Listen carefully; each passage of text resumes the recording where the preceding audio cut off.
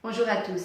Alors aujourd'hui il fait un temps magnifique, un grand soleil sur Dijon et du coup depuis ce matin j'arrête pas de penser à des voyages que j'ai réalisés ces dernières années dans l'île magnifique que j'affectionne tout particulièrement qu'est la Corse. Euh, pour tout vous dire, je suis tombée amoureuse de la Corse en mai 2014, donc c'est très récent et depuis j'y vais le plus souvent possible.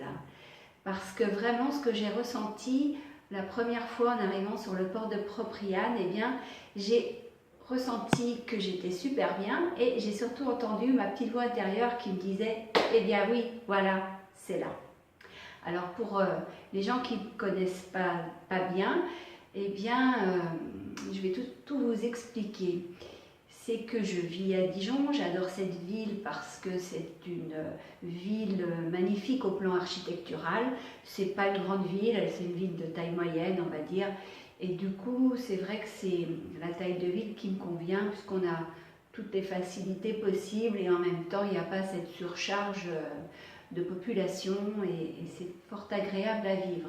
Néanmoins, c'est une ville où il y a énormément d'humidité, beaucoup de brouillard et vraiment pas beaucoup de soleil. En tout cas, à mon goût. Trop d'humidité pour moi et pas assez de soleil pour moi. C'est très relatif, hein, c'est très subjectif comme avis, mais voilà, c'est le mien. Donc depuis toujours, je me suis dit, je ne finirai pas ma vie à Dijon. Mais où aller? Le sud de la France, j'aime bien y aller en week-end parce que c'est sympa. En même temps, dans le sud, on a la mer, beaucoup moins la montagne. Sur Menton, effectivement, il y a la montagne, mais Menton, c'est pas trop ma ville adorée, on va dire. Hein. C'est pas là que je préfère aller. Donc, avec la Corse, c'est bien, c'était tout impeccable parce qu'il y a le soleil, il y a la mer, il y a la montagne, il y a tout ce que j'aime.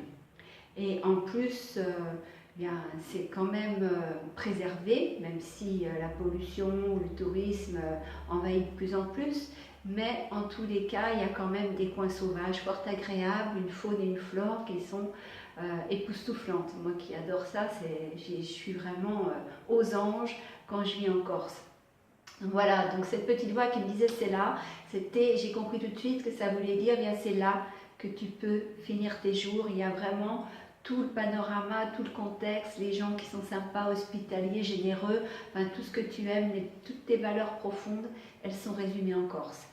Et, et en plus, la Corse, c'est pas un hasard, j'imagine, parce que depuis toute petite, j'entendais ma grand-mère maternelle, qui était elle aussi une grande amoureuse de la Corse, qui allait au moins une fois par an et en vacances, et qui avait même retrouvé des cousins à elle qui habitaient là-bas.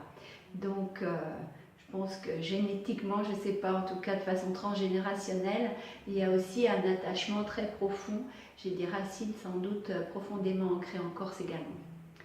Donc voilà, je voulais partager ça avec vous, savoir aussi si vous, eh bien, vous êtes arrivé d'entendre cette petite voix intérieure qui fait que d'un coup, il y a comme une évidence qui s'impose. Et on comprend tout de suite ce qu'on est en train d'entendre. Et ça, c'est des expériences fabuleuses. Je voulais savoir si vous étiez habitué à écouter ce genre de petite voix, dans quelles circonstances elle s'est déjà manifestée, et puis bien sûr, que vous a dit votre petite voix intérieure. J'aimerais vraiment que nous ayons ces échanges et que vous me partagez des choses à ce sujet-là. Bien sûr, je vous invite à aimer ma page Facebook, Motivation Positive, à vous abonner à ma chaîne YouTube, à visiter mon blog, le blog des audacieux, http://www.motivationpositive.com. J'attends vos commentaires, j'attends vos réactions, j'attends vos partages. Et puis comme d'habitude, je vous dis, prenez soin de vous. Et je vous salue. Au revoir.